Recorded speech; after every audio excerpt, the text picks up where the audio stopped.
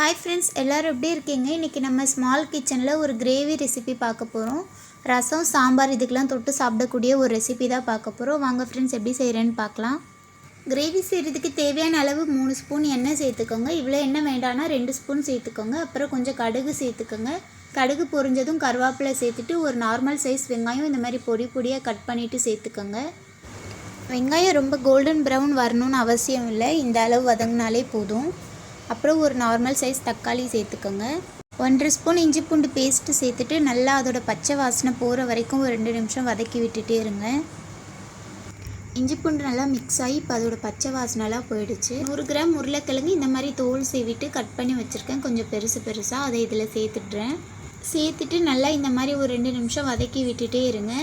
அதுக்கப்புறம் 200 கிராம் அவரக்காய் இந்த மாதிரி கட் பண்ணி வச்சுருக்கேன், கொஞ்சம் பெருசாக.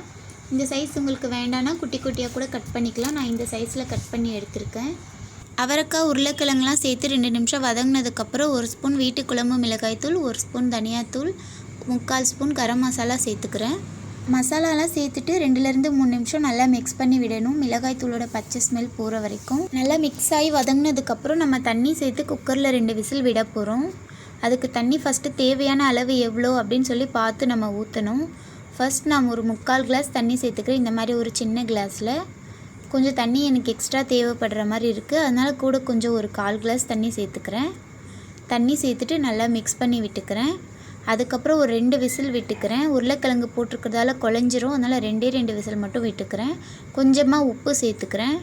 இப்போ விசில் விட்டு எடுத்தாச்சு. இந்த மாதிரி வெந்து வந்திருக்கு. உருளைக்கிழங்கு கரெக்டான பதத்துக்கு வெந்திருக்கு.